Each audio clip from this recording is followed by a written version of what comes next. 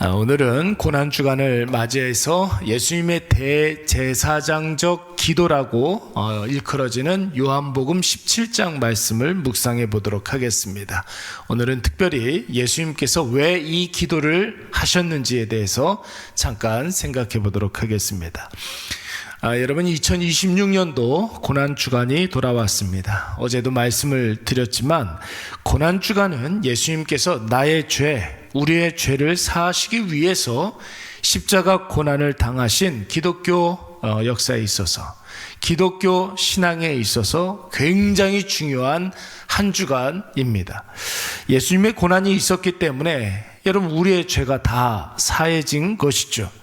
예수님께서 십자가에 못 박혀 죽으셨기 때문에 나와 하나님과의 관계가 복원되고 또한 새로워지게 된 것입니다.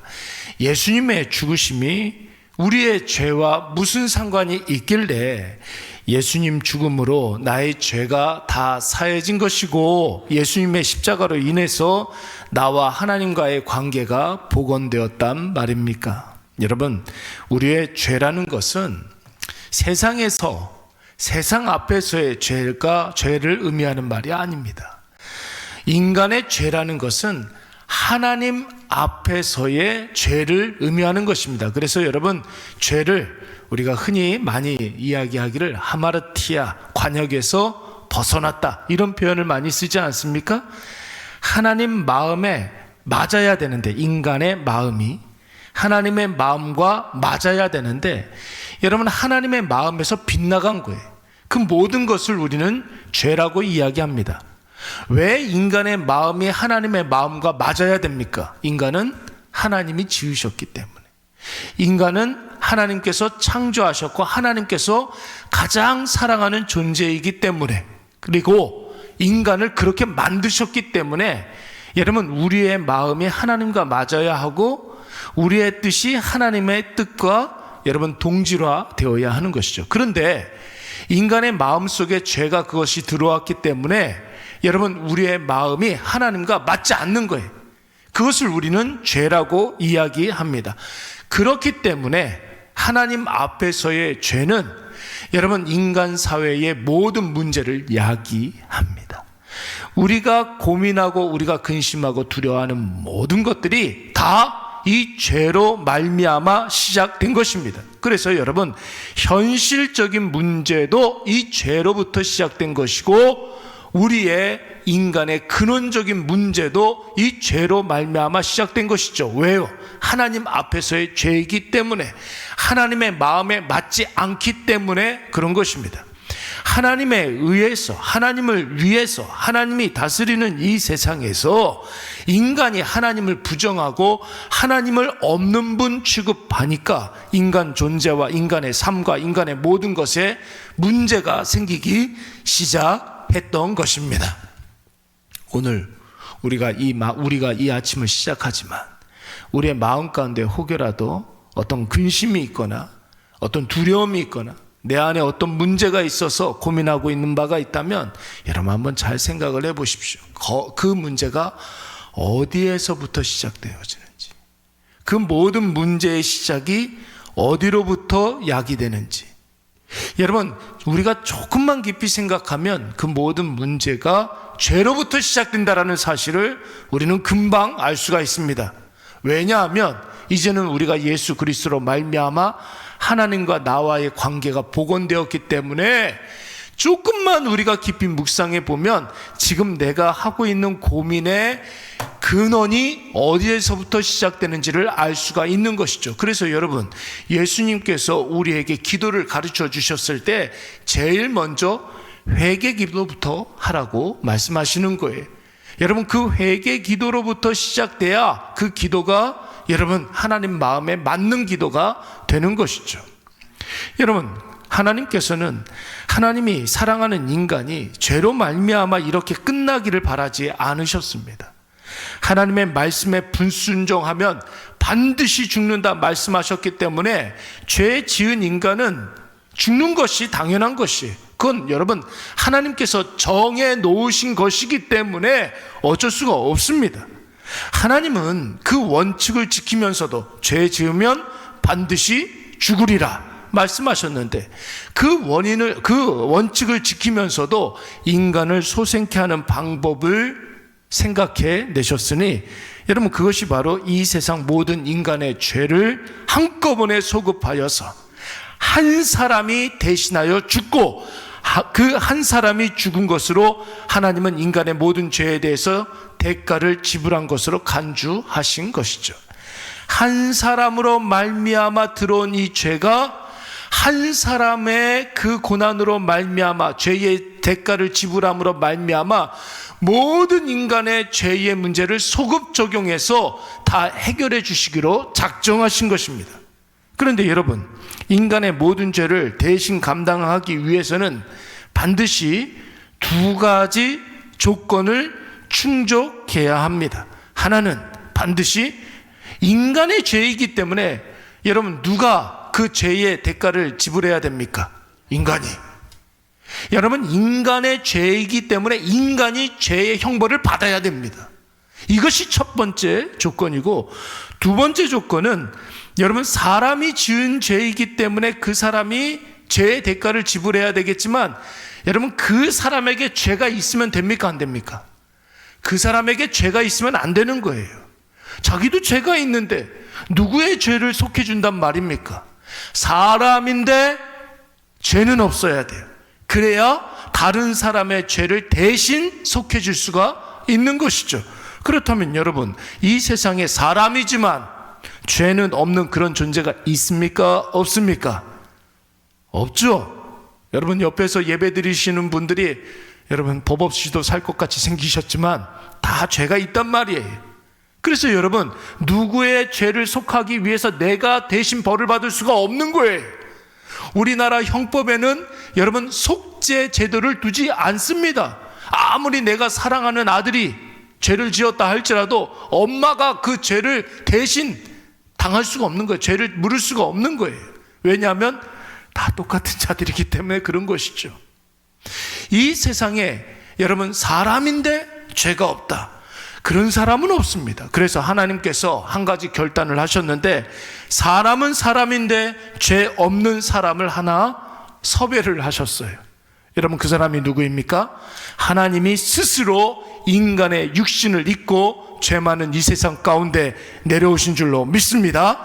하나님이 아무리 생각을 해봐도 하나님이 사랑하는 인간을 살리기 위해서는 그 방법밖에 없는 거예요. 그렇게 해서 이 땅 가운데 오신 하나님이 바로 성자 예수 그리스도이신 줄로 믿습니다. 인간의 몸을 입고 이 땅 가운데 오신 하나님이신 예수님은 이 세상에서 여러분 세 가지 사역을 감당하셨어요. 마태복음 4장 23절 말씀에 보니까 예수님께서 감당하신 사역은 가르치시고 또 치유하시고 전파하시고 치유하셨던 사역을 하셨습니다.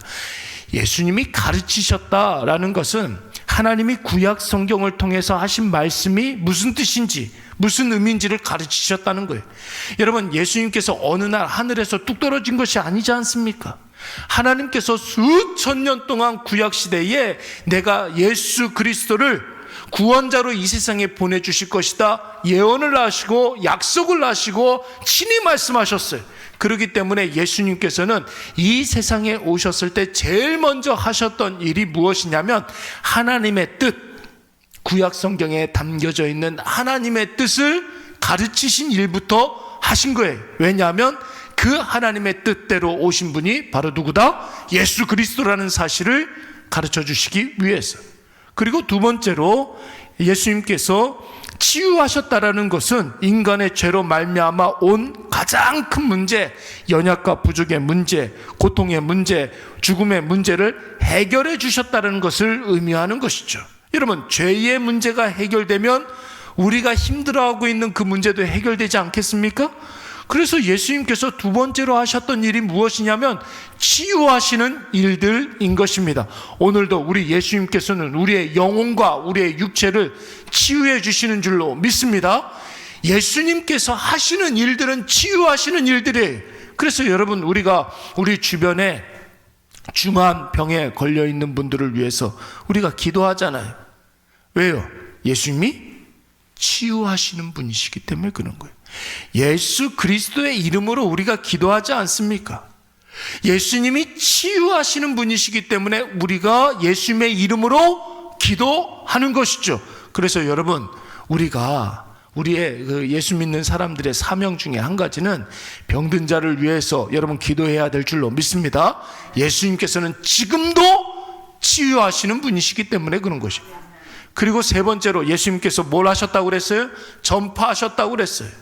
여러분, 우리의 죄를 다 속해 주시고 사해 주시고 우리의 모든 문제를 다 해결해 주시고 난 이후에 그것으로 끝납니까? 우리를 하나님께서 무엇을 주셨어요? 천국을 주신 줄로 믿습니다. 천국 복음을 전파하신 거예요. 천국 소망을 우리에게 허락해 주신 것이죠. 그리고 예수님의 가르치심의 완성, 예수님의 치유하심의 완성, 예수님의 여러분 전파하심의 완성, 그것이 무엇입니까? 바로 십자가 예수 그리스도의 은혜인 줄로 믿습니다. 가르치심의 완성이 십자가예요. 여러분, 치유하심의 완성이 십자가예요.